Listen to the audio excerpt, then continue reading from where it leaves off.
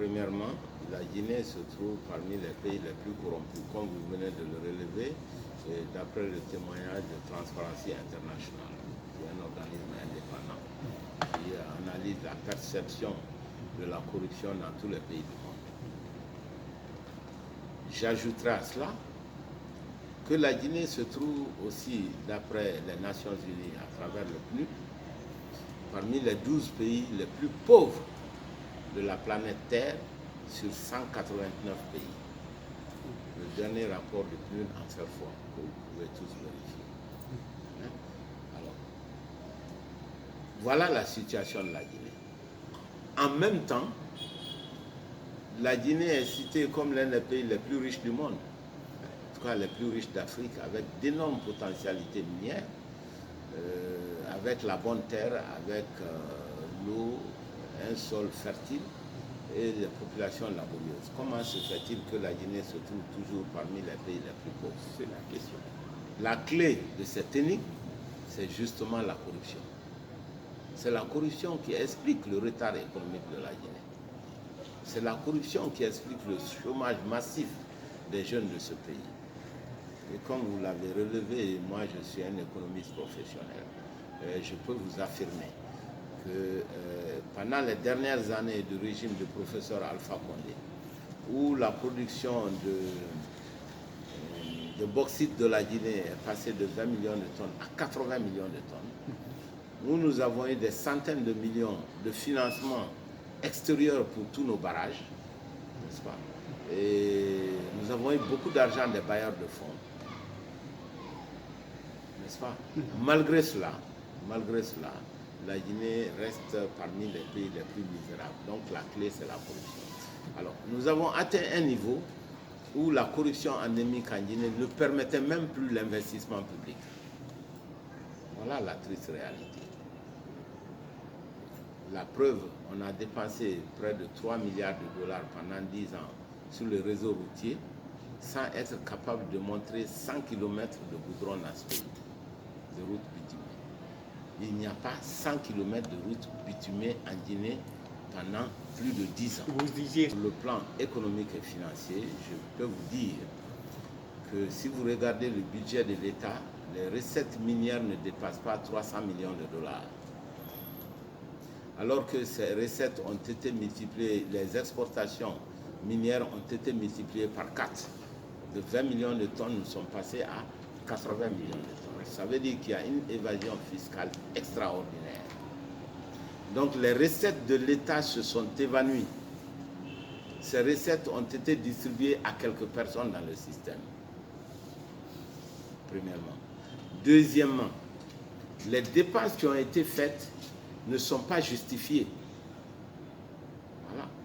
Or, si dans un pays, l'État n'est plus capable de travailler, n'est plus capable d'avoir des infrastructures de base, l'eau, l'électricité, les routes, les centres de santé performants, les bonnes écoles, etc., l'État n'est pas capable de financer les biens publics, cette économie ne peut pas avoir d'entreprise, ne peut pas offrir du travail aux jeunes. D'où le chômage endémique en Guinée et la pauvreté. Dire que les Guinéens sont pauvres, c'est à peu près dire que les Guinéens ne travaillent pas. Les jeunes n'ont pas d'emploi. Voilà. Et c'est la raison pour laquelle nous sommes encore classés parmi les 12 pays les plus misérables de la planète. Alors conséquence, si le CNRD s'attaque à la corruption, nous devons raisonnablement applaudir des deux mains et dire que nous sommes pour une fois sur la bonne voie. Je pense que nous ne devons pas noyer ça dans des grêles politiciennes parce qu'il faut s'attaquer au vrai problème de ce pays qui est la corruption. C'est ça le vrai problème de la Guinée. Donc encourageons le CNRD, aidons-les, conseillons-les pour que l'on puisse arriver à des résultats pour débarrasser ce pays définitivement de cette gangrène qui empêche tout développement économique. Alors, dans la lutte contre la corruption, vous avez évoqué la création de la prière, mais par quel dossier commencer? Je me souviens encore, vous avez été membre de ce comité d'audit sur le démantèlement du chemin de fer Conakry-Kankan. Vous aviez assuré la supervision est-ce qu'aujourd'hui, qu'est-ce que vous conseillerez au CNRD? D'en faire d'autres audits et de juger ceux-ci, ou bien de commencer par des dossiers qui sont déjà audités? Je crois que vous avez beaucoup de questions en une. On va essayer de les distinguer pour la compréhension de nos auditeurs. D'abord, une première affirmation. Faire des audits, c'est contraire à la chasse aux sorcières, par définition. L'audit ne peut pas être assimilé à une chasse aux sorcières, puisqu'il faut avoir des preuves, puisque c'est un processus de dialogue entre l'auditeur et l'audité. Donc ce n'est pas possible de mentir sur qui que ce soit. Et en réalité, on ne fait jamais l'audit contre une personne.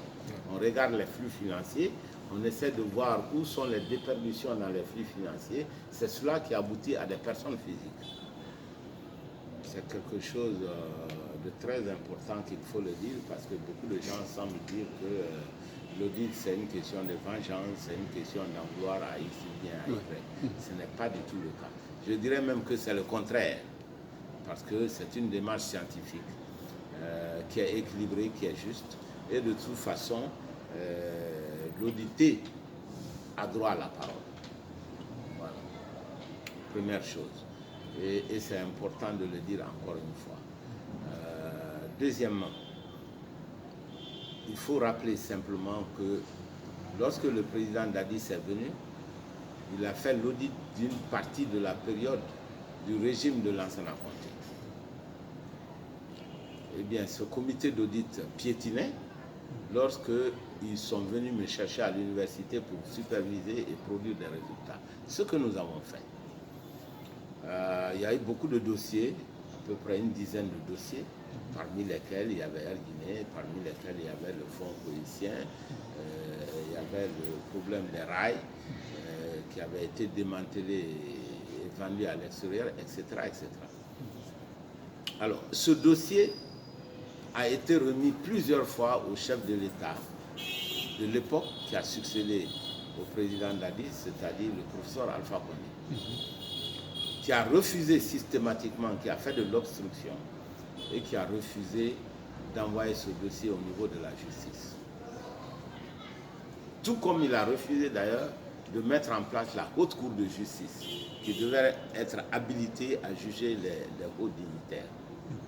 Voilà deux actions qui montrent qu'il y avait préméditation du pillage économique de ce pays. Voilà. Alors, ce dossier existe toujours. Ceci dit, il faut faire la différence entre la CRIEF, la Cour de répression des infractions économiques et financières, et les autres organisations qui existent.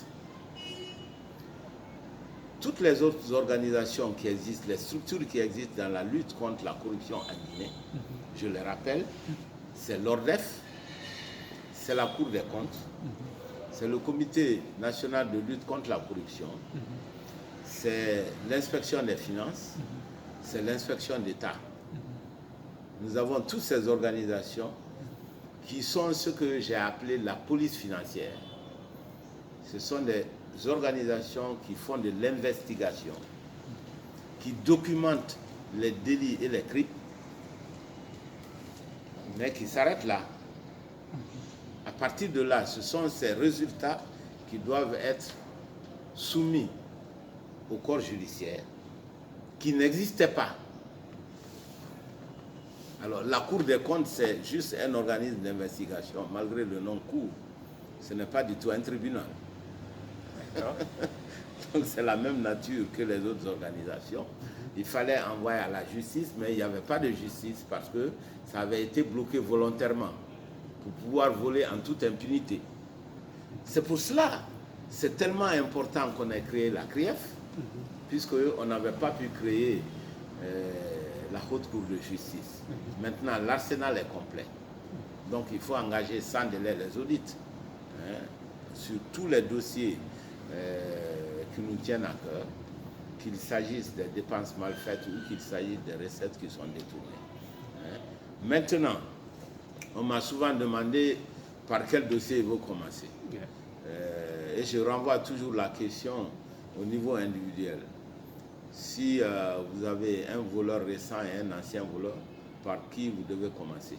C'est-à-dire, si hier soir on a cassé votre porte, on a pris votre télévision et les montres et tout ça, et si le lendemain vous voyez le voleur, vous n'allez pas dire ah non, attendez d'abord, il y a quelqu'un d'autre qui m'a volé il y a 2 ans, je vais aller chercher cette personne avant de vous attraper, n'est-ce pas? Donc la simple logique nous montre simplement que les dossiers qui sont frais, il faut commencer par là et tout de suite. Hein? Et ensuite on peut remonter dans le temps. Parce qu'il n'y a pas de prescription pour les délits économiques. Là aussi, je me rappelle que dans la Constitution de 2010, il était dit que les délits économiques sont imprescriptibles. Ouais. Dans la nouvelle Constitution du professeur Alpha Condé, ce passage a disparu. Ouais. C'est vraiment un indice pour dire que tout ce pillage-là avait été pensé, organisé et exécuté. Voilà. Donc, je pense que c'est des discussions certes utiles, mais commençons tout de suite par ce que nous avons sous la main. Mais je rappelle également que l'audit que nous avons supervisé est à la disposition encore du gouvernement, de ce gouvernement, tout comme les audits que les techniciens vont entreprendre dans les jours à venir. Oui.